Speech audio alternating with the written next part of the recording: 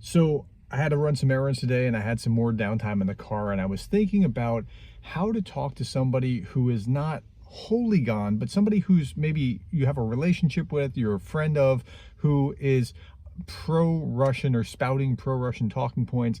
I don't mean somebody who's totally sold. I mean somebody who's heard this, who's repeated it, who's not drunk all the Kool-Aid, and that you can still reach. So with that kind of person, forget about talking points like it was the Maidan Revolution. No, no, no. It was the coup in 2014. Ignore that.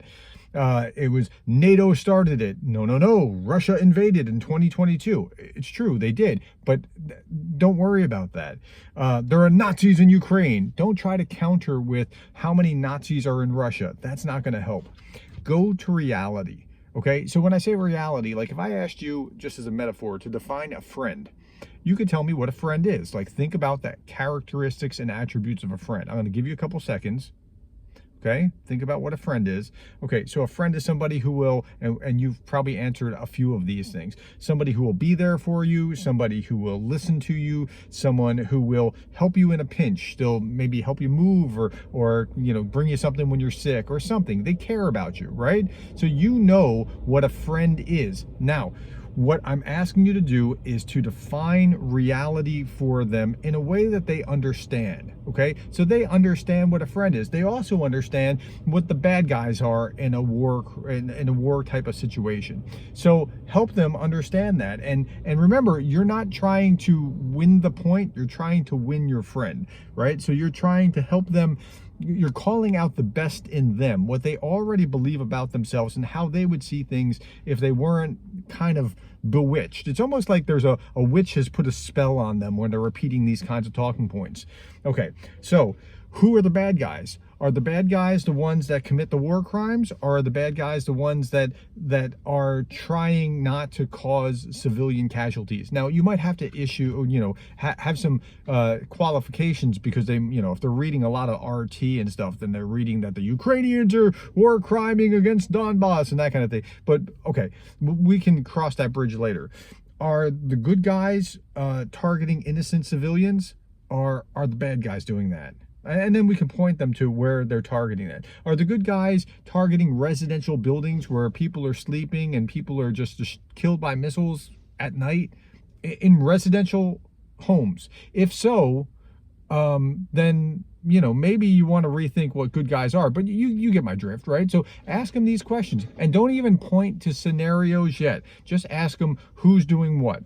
Are the good guys targeting hospitals? Are the good guys going to be destroying grain that is going to be feeding the world, right? I mean, like, so tens of millions of people are about to be, if they don't correct the situation with the grain deal, with targeting grain silos in Ukraine, about to be plunged into food insecurity. Is it okay for these tens of millions of innocent Africans or Chinese or whatever, right? Is it okay for them to suffer because of how one side is conducting the war? Targeting or capturing medics, which is against the Geneva Convention, and holding them in confinement. Do the good guys do that, or do the bad guys do that? How about children being taken from their parents and moved to a different place, to a different country? Now, the Russians will talk about how it's a relocation. Let's say, so there's 700,000, according to one report, 700,000 children. Now, oh, but those children, they want to go, or they're being brought to a better place. Okay, let's say it's only 10,000 that don't want to go. Is that okay? I mean, are you going to make the argument that 10,000 children being removed? I'm giving you a tiny fraction of the number that are. Right? Are you going to make the case? If it's even one child that's abducted from their parents, taken somewhere in a foreign country, who's the good guy and who's the bad guy in that scenario? So stay with that kind of topic and try to, and you don't even have to get into the specifics, and just agree with them about who's the good guy and who's the bad guy, and then you can get into the specifics. And you might have to, you know, get into a lengthy discussion about how you can believe which is true. And so if that's the case, let's settle on what media will believe, but go down that kind of laundry list of what we know about reality, about what the good guys should do and what the bad guys probably do, and work through that.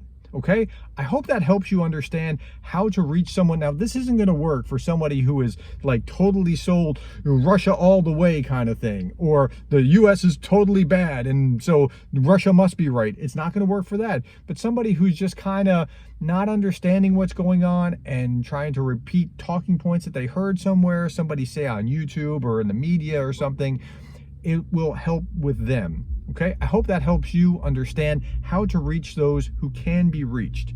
And I'll talk to you later. Thank you for your time. Thank you for the likes so that this video can travel, for the subscribe so that I can see you in the next video. Thank you for the coffees, but thank you most of all for being the kind of person that cares about Ukraine.